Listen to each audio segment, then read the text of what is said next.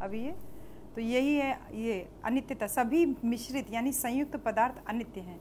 यानी हम दो क्षण में भी, अनित्यता का मतलब होता है कि एक मतलब शॉर्ट में बता दें कि एवरीथिंग इज चेंजेबल, हर चीज़ परिवर्तनशील है और संवर्धनशील है।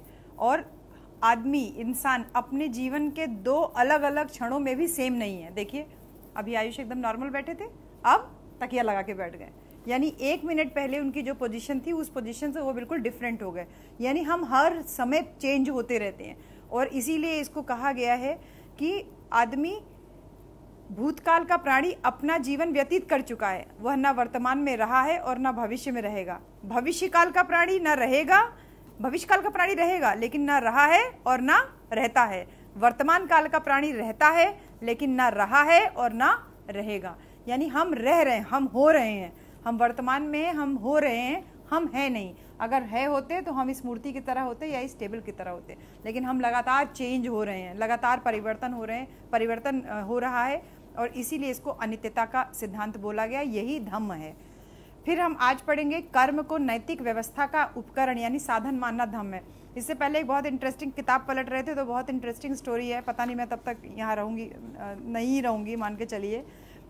ये जो है लोग अक्सर पूछते हैं ना, ये प्रश्न पूछते हैं, क्या मैं पहले था, इसके पूर्व काल में, इसके पूर्व जन्म में मैं कैसा था, उस समय में क्या था, मैं क्या था, पहले कोई कीड़ा मकोड़ा था, मच्छर था, कुत्ता था या क्या था, फिर मैं भविष्य में अगला जन्म मेरा कैसा होगा, कैसा होऊंगा, मैं भविष्य में होऊंगा कि नहीं होऊंगा, तब मैं कैसा होऊंगा, मैं क्या से क्या होऊंगा। ये सारे जो बातें हम लोग वर्तमान में करते हैं ना कि मैं क्या हूँ, मैं क्या नहीं हूँ, मैं क्या था, मैं कैसे हूँ, मैं यहाँ कैसे आया, मैं किधर जाऊँगा, इस तरीके की ऊटपटांग बातें जो दिमाग में आती है, इस तरीके के बातों का भगवान बुद्ध ने पूरी तरीके से खंडन किया। कहा कि ये सारी बातें जो है विकृत मानसिकता के हैं। ये सब बातें अगर आपके दिमाग में आती है तो आप एक तरीके से समझ लीजिए कि आप मानसिक रोगी हैं। इन सब बातों का कोई भी अर्थ नहीं है। इन सब बातों का उत्तर पाने के लिए आदमी को सर्वज्ञ होना चाहिए। सर्वज्ञ का मतलब होता है सब कुछ आपको जानना चाहिए, वो आदमी की इस लाइफ में संभव नहीं है। और इसी तरीके से एक कहानी आई है इसमें कि ब्राह्मणों ने अपना सारा जोर जो अपने लिए विद्या पे दिया और शिक्षा के लिए बताया कि शिक्षा केवल ऊंची जाति के लोगों को ही मिलना चाहिए, ना औरतों को और ना शूद्रों को मिलनी चाहिए।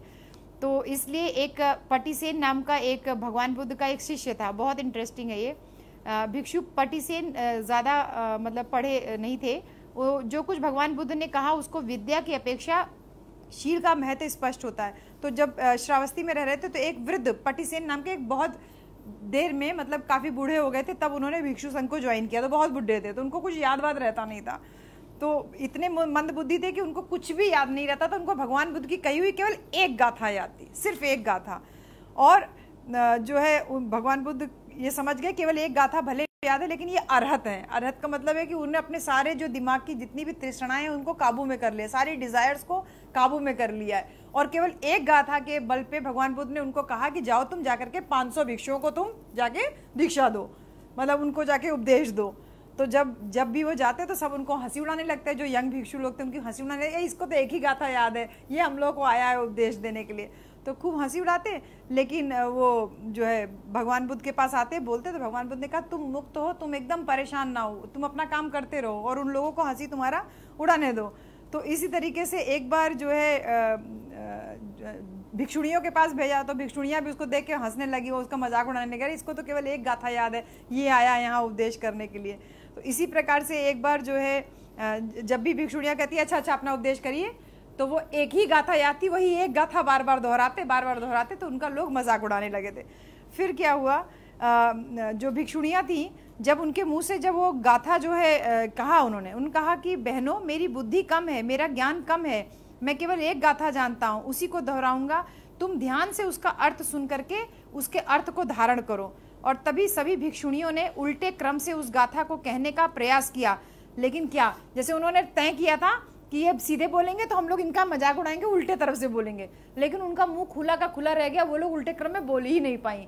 मतलब इतना तेज था एक गाथा केवल याद करने में, क्योंकि उन्होंने उसको पूरी तरीके से जो है एकदम आत्मसात कर लिया था। तो भगवान बुद्ध से उसी एक गाथा को दोहरा करके और सबको उपदेश करके वही चले आए। फिर एक बार राजा प्रसेनजित आए और राजा प्रसेनजीत भोजन के लिए आमंत्रित किया भगवान बुद्ध को। भगवान बुद्ध भी गए, उनके साथ पटिसेन को भी लेकर के गए।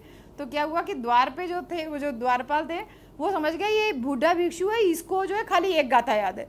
तो भगवान बुद्ध आगे आगे गए, उनके पीछे पीछे भगवान बुद्ध ने अपना वो थमा दिया था कटोरा, जो भिक्षा पात्र होता है, जो पात्र होता है, वो उनको पटिसेन को थमा दिया था और कहा आप मेरे पीछे पीछे आइएगा। और भगवान बुद्ध अंदर जो जा रहे हैं उनके जो है महाराजा प्रसेनजीत के राजमहल के अंदर आगे आगे गए और द्वारपाल ने पटिसेन को बाहर ही रोक दिया। और बाहर रोक दिया तो वो, क्योंकि उनका पात्र तो उनके हाथ में ही था, पटिसेन के हाथ में था। अब भगवान अंदर गए, उसके बाद क्या होता है, बुद्ध आसन, पटिसेन द्वार के बाहर ही बैठ गया। अब वो उनको अंदर जाने नहीं दिया, तो वो वहीं बाहर बैठ गए। जब बुद्ध आसन पे विराजमान हुए, हाथ धोए, तो ये क्या देखा कि भिक्षा पात्र लिए हुए पटिसेन का हाथ कमरे में चला आया। हाथ कमरे में नहीं चला आया, वो एक्चुअली लिखा है इस लैंग्वेज में गया है कि लगेगा थोड़ा सा अंधविश्वास वाला। तब राजा, मंत्री और अन्य उपस्थित जन यह दृश्य देखकर चकित हो गए और बोले, अरे ये कौन है?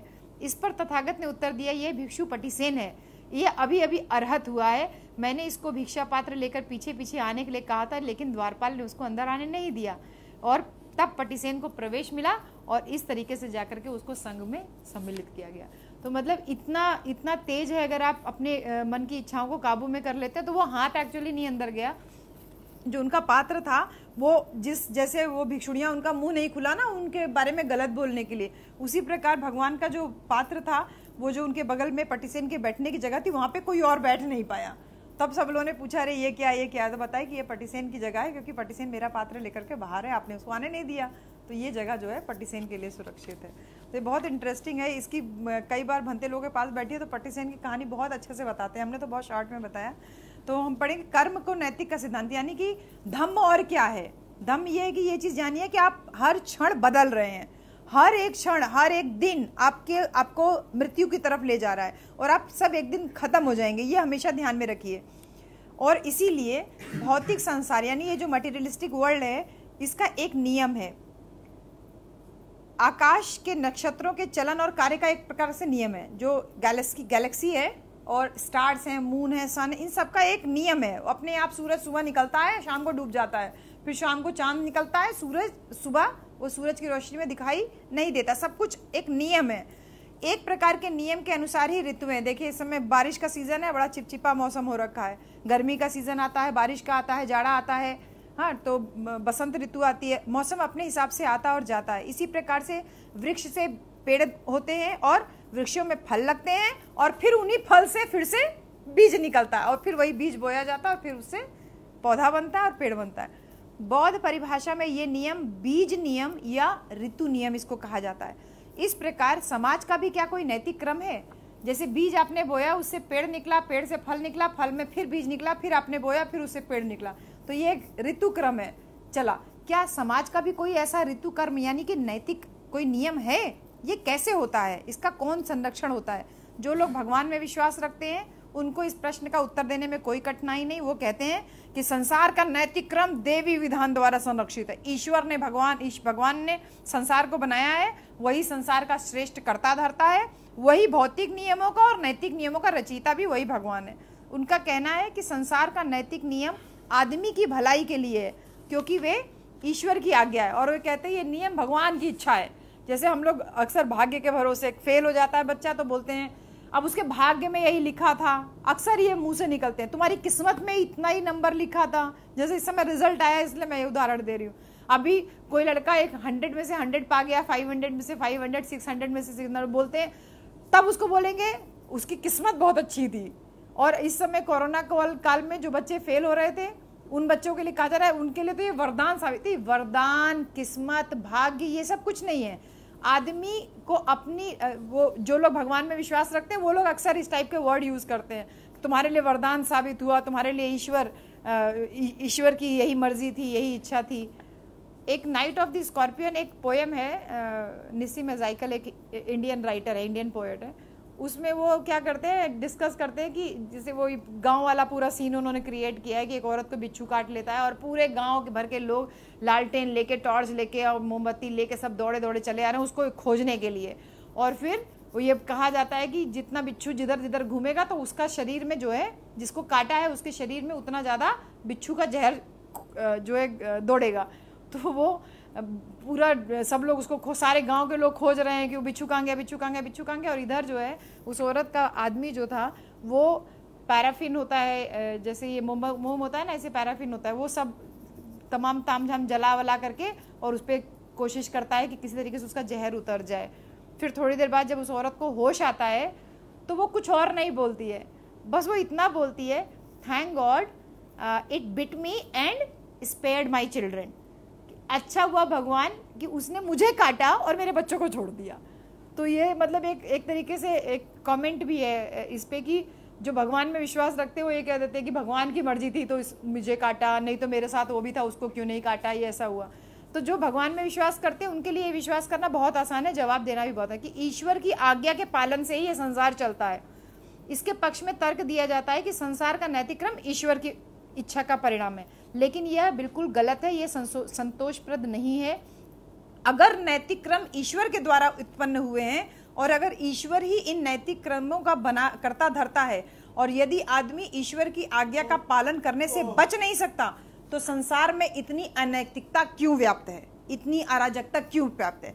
मतलब अगर ईश्वर ने नैतिक चीजें बनाई है, नैतिक का मतलब होता है मोरालिटी, अगर ईश्वर ने मोरालिटी बनाई है तो जो इमोरालिटी संसार में चल रही है वो भी तो ईश्वर ने ही बनाई है ना। जितने भी बुरे काम हो रहे हैं वो भी तो ईश्वर ने ही बनाए हैं ना। इस ईश्वरीय नियम का क्या प्रमाण है, इसका क्या प्रूफ है, इस ईश्वरीय नियम का व्यक्ति पर कैसा अधिकार है, यह महत्वपूर्ण प्रश्न है। लेकिन जो लोग मानते हैं कि जो ईश्वर की इच्छा पे आधारित है उनके पास इनका कोई जवाब नहीं। अगर कभी आप वाद विवाद करने लगी और उनसे बोलिए तो फिर इतना जितना बेकार काम लोग कर रहे हैं दुनिया में, देखिए अभी वो मार दे रहे हैं, किसी को काट दे रहे हैं, उजाड़ दे रहे हैं, ये सब क्यों हो रहा है, ये भी ईश्वर की इच्छा होनी चाहिए ना। तो उनसे बात करिए तो वो करने लगते हैं, सही जवाब नहीं दे पाते।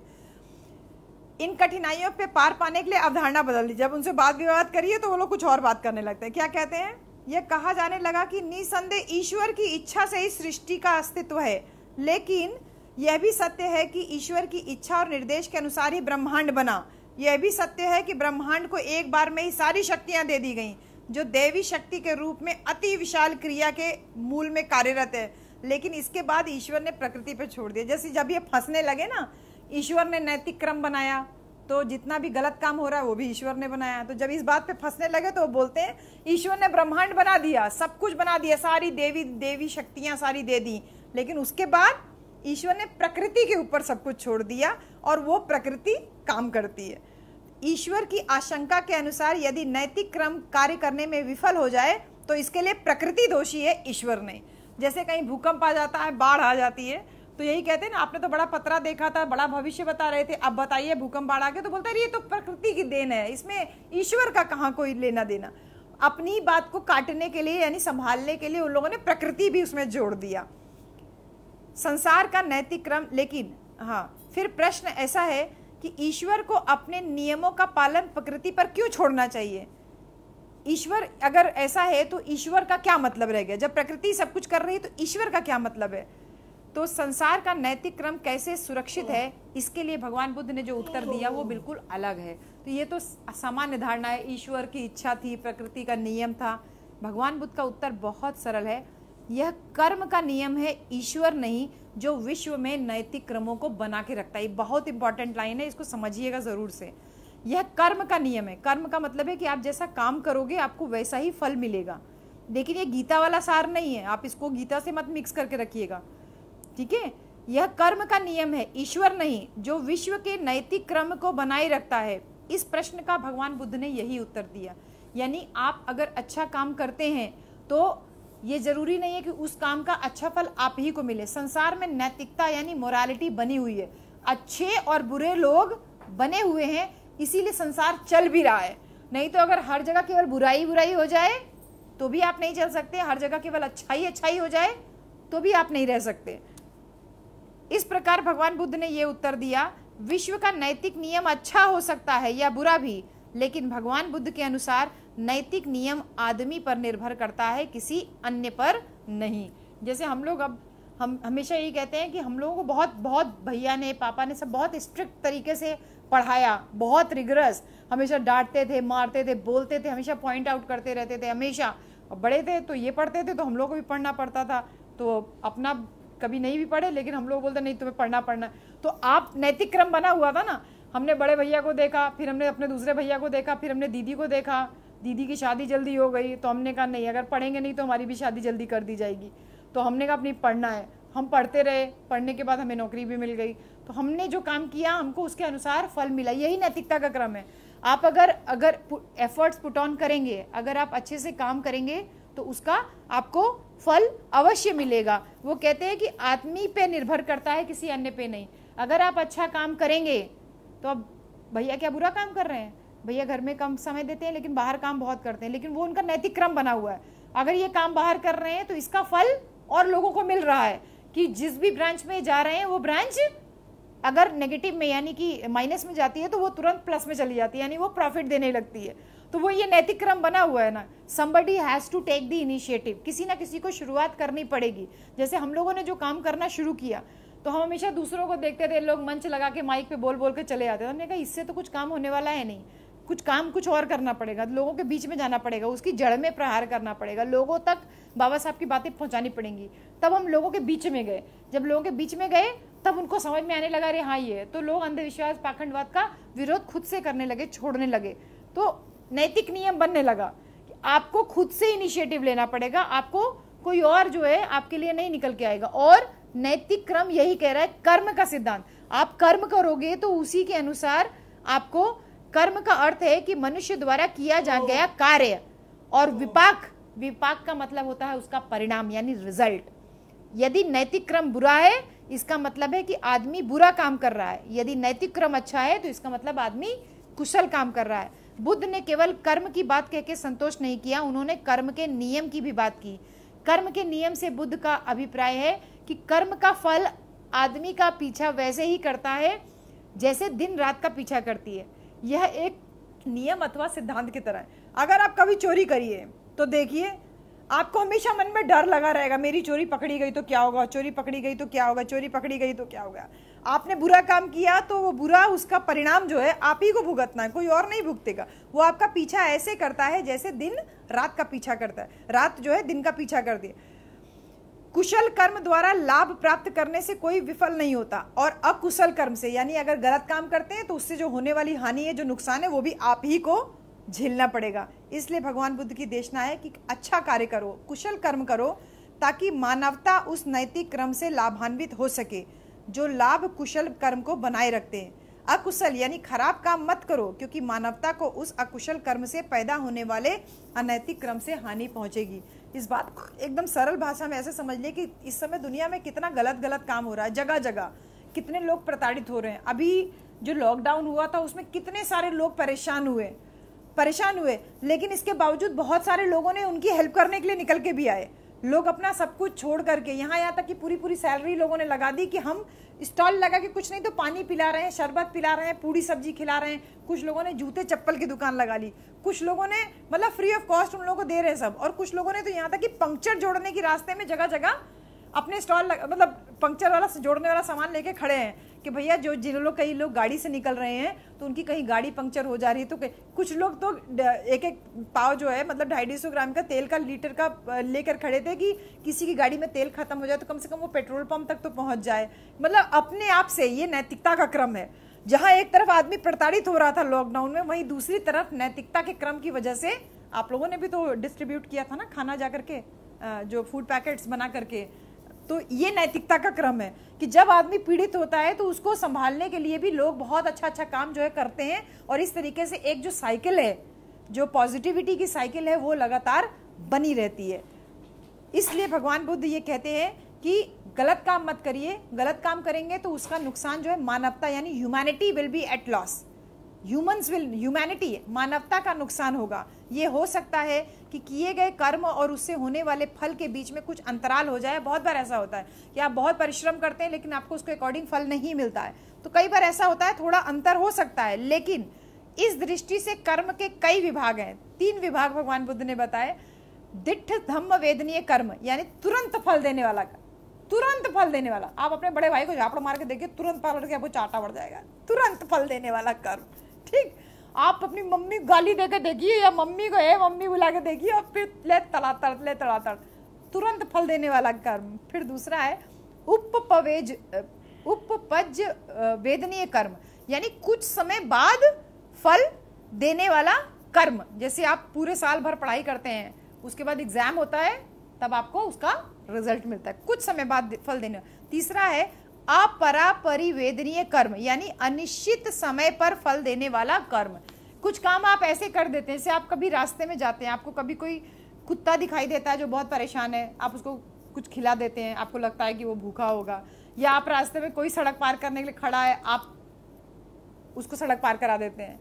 या आप खुद कोई भी किसी को परेशान देखते हैं रास्ते में, आप उसका एनोनिमसली एक जो है आप कोई काम उसका अच्छा करके चले आते हैं। तो आप बदले में ये तो नहीं सोचते ना कि वो भी मेरी हेल्प करेगा, ये तो नहीं सोचते ना बदले में वो भी मेरी हेल्प करेगा। तो ये कुछ काम ऐसे होते हैं जो अनिश्चित समय पर फल देने वाले हैं। आप वो फल की इच्छा से, वो आपको तत्काल फल नहीं देते हैं, लेकिन हो सकता है कि वो आपके अच्छे कर्म है। वो जैसे एक बैंक बनता है ना, बैंक जिसमें बैंक में पैसा डिपॉजिट करते हैं, ऐसे ही जो भी आप अच्छे काम करते हो वो एक बैंक में डिपॉजिट चला जा रहा है। इसी को बोलते हैं कर्म कभी कभी अहोसी की श्रेणी में आ सकते हैं, यानी ऐसे कर्म जिनका कोई फल ही ना हो। ये कर्म के अंतर्गत वो सारे कर्म आते हैं कि कुछ इतने दुर्बल होते हैं कि प्रभाव ही नहीं होता, उनका कोई फल ही नहीं होता। इसका अर्थ सिर्फ इतना ही है कि अहोसी फल, अहोसी कर्म, कि कुछ काम आप करते जा रहे हैं, कोई रिजल्ट ही नहीं है, कुछ भी नहीं है। तो वो कभी आप इतना अच्छा काम नहीं कर रहे हो कि उसका आपको कोई पॉजिटिव रिजल्ट मिलेगा। इसको अहोसी कर्म बोलते हैं। इन सब बातों की गुंजाइश मान ली जाए तो भगवान बुद्ध के देशना के दावे को कम नहीं करते कि कर्म का नियम अटल है और लागू होकर के ही रहता है, यानी कि आप काम करेंगे उसी के अकॉर्डिंग आपको फल मिलेगा। और इसी बात को आगे है कि व्यक्ति आते जाते रहते हैं, लेकिन विश्व का नैतिक क्रम लगातार बना रहता है, और यही कारण बुद्ध के धम्म में नैतिकता को वही स्थान प्राप्त है जो अन्य धर्मों में ईश्वर को। अगर घर में नैतिकता नहीं होती तो ये घर कभी भी संगठित नहीं रह सकता। नैतिकता का मतलब क्या है? एक क्रम बना हुआ। बड़े भैया आज भी छोटे भैया को डांटते हैं, बड़े भैया आज भी हम लोगों को डांटते हैं, और बड़े भैया आज भी, अभी आयुष से बोल रहे थे ना, आयुष कपड़े कहाँ गए तेरे, तो मैंने कहा तेरे कपड़े सिलने गए लोहे के। तो वो आयुष एक्सक्यूज देने लगा। मैंने कहा बेटा हम लोग को आदत पड़ी हुई है, हम लोग को पता है कि हम लोग बचपन से डांट खा रहे हैं, तो अब आज हम लोग अभी भी डांट खाते हैं, लेकिन आप अब उनके बच्चे हो तो आप डांट खाते हो सकता है खा रहे हो, तो आज हमको हंसी इसलिए आती है क्योंकि हम लोग तुम्हारे स्टेज से गुजर चुके हैं। किसी और के सामने गलती हो ना हो, लेकिन भैया के सामने गलती हो ही जाती थी, और फिर दैट दनादन, या तो चाटा पड़ता था और या तो डांट पड़ती थी, फिर सामने कोई बैठा हो या नहीं बैठा। यही नैतिक क्रम है। हम पलट के कभी भी भैया को रे तू नहीं बोल सकते, हम कभी पलट के भैया को चाटा नहीं मार सकते। हम एक नैतिक क्रम बना। छोटे भैया कभी भी हमने नहीं देखा कि बड़े भैया को तेज आवाज में बात करे हो या कभी उनको डांटे हो। ये नैतिकता का क्रम है। यही क्रम बना रहता है तो संसार में नैतिकता, और संसार की सबसे छोटी यूनिट जो होती है वो फैमिली होती है। यही कह रहे कि आदमी आता रहता है, आदमी जाता रहता है, कि नैतिक क्रम बना रहता है, और उसके साथ वह कर्म का नियम भी जो उसको बनाता है। और यही कर्म का नियम है जो हम लोग सीखे, और यही हम लोग चाहते हैं तक इसको ट्रांसफर किया जाए। यही कारण है कि बुद्ध के धम्म में नैतिकता को वही जो, हाँ ये हो गया। इतना होने पर सही स्पष्ट इसका सही मतलब अब तो ये केवल बता दिया गया है। कर्म का नियम का यही है सिद्धांत कि आप अच्छे कर्म करिए, गलत काम किसी भी तरीके से मत कीजिए, क्योंकि ये मान के चलिए कि आपका गलत दिन सामने आ ही जाएगा। आप उसको लाख छुपाइए, छुप नहीं सकता है। और जब फिर उससे जो होने वाली परेशानियां है, आप रोएंगे, पीटेंगे, परेशान होंगे, ये आप ही को उसका फल भुगतना पड़ेगा। तो कल हम लोग पढ़ेंगे जो अधम्म क्या है, और ईश्वर में विश्वास ये धम्म का हिस्सा नहीं है, ब्रह्म में लीनता धर्म नहीं है, आत्मा में विश्वास धम्म नहीं है, बलि करना ये धम्म नहीं है। इस तरीके से जो भगवान बुद्ध ने कहा है क्या क्या चीजें धम्म नहीं है। निराधार कल्पना में विश्वास करना धम्म नहीं है, धर्म की नहीं है, धर्म ग्रंथों को ये मान के चलना गलती नहीं हो सकती, अगर आप ये मानते हैं तो ये भी धम्म नहीं है। पहले तो ये जानेंगे कि अधम्म क्या है, और फिर उसके बाद जानेंगे सधम्म क्या है, वो बहुत इंपॉर्टेंट है। तो इसको अगर आप लोग रेगुलरली पढ़ते रहोगे ना, तो थोड़ा सा हो सकता है कि वर्ड्स टिपिकल लगते हैं, लेकिन जो जो स्टोरीज हैं इसमें वो स्टोरीज पढ़ेंगे तो आपको काफ़ी आसानी से समझ में आ जाएगा। हम लोग डेली भगवान बुद्ध और उनका धम्म का पाठ कर रहे हैं। नेटवर्क का प्रॉब्लम हो जाता है इसलिए बीच बीच में ब्रेक हो जा रहा है, लेकिन जहाँ से छोड़ते हैं उसी को आगे कंटिन्यू करते हैं। बहुत सारे जो लोग फेसबुक से जुड़े हैं मुझे व्हाट्सएप पे मैसेज कर रहे हैं कि ये पुस्तक कहाँ मिलेगी। देखिए, इस पुस्तक को देख लीजिए, ये हार्ड बाउंड भी है और नॉर्मल बाइंडिंग में भी मिलता है। ये पुस्तक आप मंगा सकते हैं। ये सम्यक प्रकाशन जो हमारे बीच में अभी कोरोना की वजह से नहीं रहे, माननीय शांति स्वरूप बौद्ध जी, इनका खड़ा किया हुआ है बहुत बड़ा एक विशाल सम्यक प्रकाशन है नई दिल्ली का। तो आप एड्रेस